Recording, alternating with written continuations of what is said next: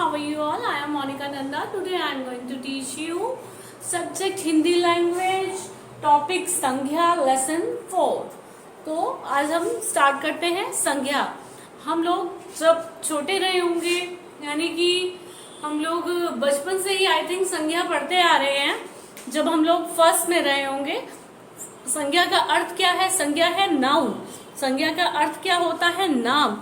जैसे किसी व्यक्ति, वस्तु या प्राणी या स्थान के नाम को हम संज्ञा कहते हैं. तो वही मैं इसमें डिस्क्राइब करूंगी आपको कि संज्ञा क्या है और इसके कितने भेद होते हैं. जैसे कि नदी किनारे मेला लगा है, मेले में बड़ी भीड़ है. मेले में अखिल और उसकी बहन दिव्या आए हैं. अखिल के मित्र विपिन, नितिन भी आए हैं.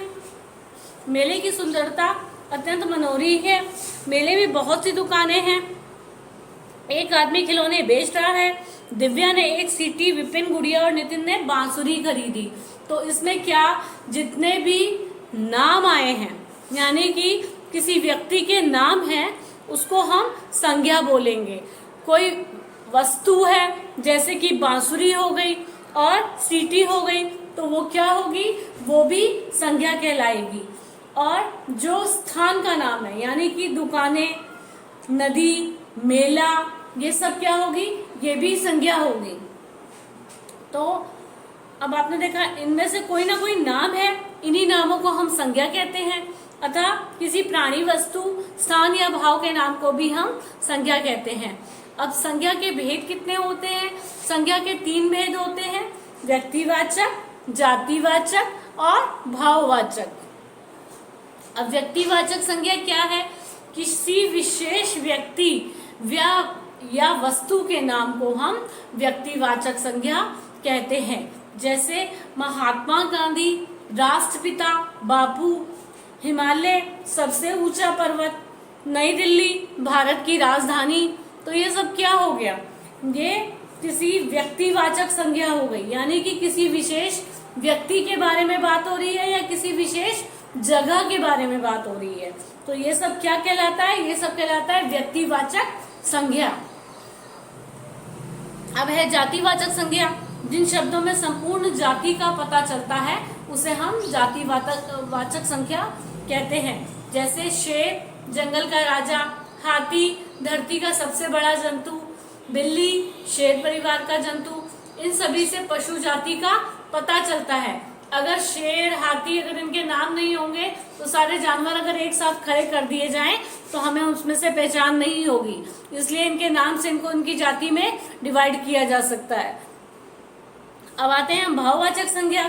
किसी भाव, प्राणी व वस्तु के गुण, दोष या दशा को ज्ञान कराने वाला शब्द भाववाचक संज्ञा कहलाता है. जैसे बुढ़ापा, मिठास, गर्मी, इन सभी से गुण, दोष या दशा का पता चलता है, क्योंकि इसमें ही ये बताया गया है कि भाववाचक संज्ञा क्या है. भाववाचक हो गया बुढ़ापा. कुछ लोग समूहवाचक जैसे भीड़, झुंड, कक्षा, सेना आदि, तथा द्रव्यवाचक या पदार्थवाचक जैसे सोना, दूध, चांदी, चीनी, चावल संज्ञा के 2 प्रकार बताते हैं. किंतु ये सब भेद जातिवाचक संज्ञा में ही आ जाते हैं. अब क्या है? संज्ञा का अर्थ नाम होता है.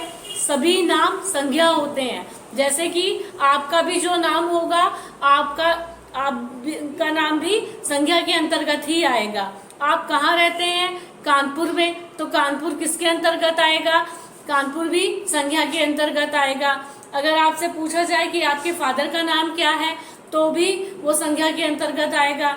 अगर आप अपना एड्रेस बताएंगे किसी को, वो भी संज्ञा के अंतर्गत आएगा. अगर आप कोई चीज खाते हैं या किसी चीज कोई लेते हैं, तो वो भी संज्ञा के अंतर्गत ही आएगी. तो आओ दोहराएं. संज्ञा का अर्थ नाम होता है. सभी नाम संज्ञा होते हैं. किसी वस्तु, प्राणी, स्थान या भाव के नाम को संज्ञा कहते हैं. संज्ञा के 3 भेद होते हैं: व्यक्तिवाचक संज्ञा, जातिवाचक संज्ञा तथा भाववाचक संज्ञा. तो यही सब है इसमें संज्ञा में, और बहुत इंटरेस्टिंग चैप्टर है, और ये आपके लाइफ टाइम काम आएगा. इसका वीडियो इसे जरूर देखिएगा। अभी मैं आपको एक चीज और बताती हूँ उसमें कि अब जैसे कि ये दिए गए हैं, नीचे दिए गए शब्दों की सहायता से रिक्त स्थान भरिए। तो क्या है, मछली को से बाहर निकालते ही वह मर जाएगी। आप भी जानते हैं कि कहाँ से बाहर निकाल कर मर जाएगी, जल से बाहर निकाल कर वह मर जाती है, वह जल के बगैर जीवित नहीं रह सकती। 2 अक्टूबर को डैश का जन्मदिन गांधी जयंती के रूप में मनाया जाता है। तो किसका जन्मदिन मनाया जाता है? महात्मा गांधी जी का। विश्व का सबसे ऊंचा पर्वत क्या है? हिमालय। भारत की सबसे लंबी नदी कौन है? ब्रह्मपुत्र। हम सब में देशभक्ति की भावना होनी चाहिए। तो ये सब क्या है? ये सब संज्ञा के अंतर्गत आता है। अब है कि दी गई पहेलियों का उत्तर लिखते हुए इसमें आए संज्ञा शब्द को रेखांकित कीजिए। अब आपके पास नीचे ये टॉपिक दिया गया है, इसमें पहेलियां दी गई है, आप इसको पढ़िएगा और उसमें उसके अर्थ लिखिएगा और जितने भी वर्ड्स आ रहे हैं यानी कि जितने भी सेंटेंस आ रहे हैं उसमें आप वो करिएगा। एक एग्जाम्पल मैं आपको बताती हूँ। कभी दीवार पर टंगी, कभी हाथ में बंधी, रखती हूँ मैं सबका ध्यान, कराती सबको समय का ज्ञान। पहेली का उत्तर क्या होगा बताइए? घड़ी। घड़ी जो है दीवार पर भी टंगती है, हाथ में भी बनती है, समय का ज्ञान भी कराती है। तो घड़ी हमारे लिए बहुत इंपॉर्टेंट है। यही सब चीजें हैं। इसमें पहेली में देखिएगा कि कहाँ कहाँ क्या नाम आ रहे हैं, किसी वस्तु का नाम आ रहा है, किसी जगह का नाम हो रहा है, उसको सबको अंडरलाइन करना है आपको। बाकी कोई प्रॉब्लम होगी तो आप मुझसे टीचमेंट क्लास में पूछ सकते हैं। Okay, bye bye, have a nice day.